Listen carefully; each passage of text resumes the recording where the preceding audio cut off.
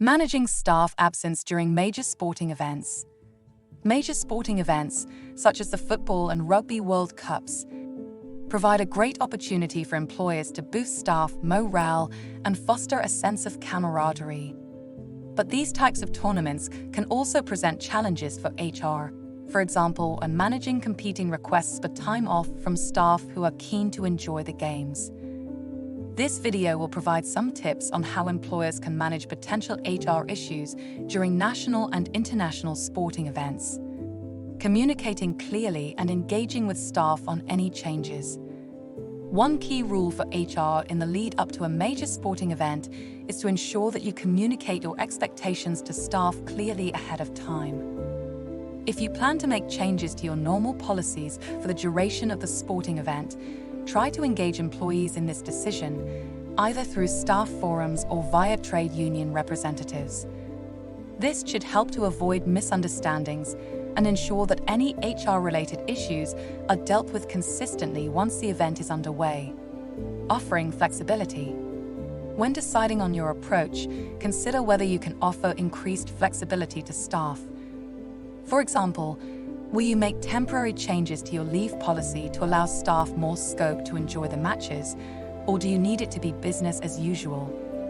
Perhaps you might allow half days off if you don't usually, or reduce the amount of notice employees must give to request holiday. In busy periods, you may need to limit the number of employees who can take leave at any one time. If you can't provide flexibility on leave, could you allow employees to swap shifts with others, or permit changes to employees' start and finish times so that they can watch key matches? Could employees make up time later if you allow them to watch a game during a shift? The practical implications of offering flexibility are likely to vary from one business to the next. Agreeing your plan ahead of time should help to minimize the likelihood of issues arising during the event. Watching games in the workplace. During major sporting events, some employers temporarily set up a communal television so that staff can watch the games in the workplace. This can help to reduce the risk of unauthorized absence and boost employee morale. If you make big screen facilities available, you must ensure that you have the appropriate broadcasting license and rights for public entertainment.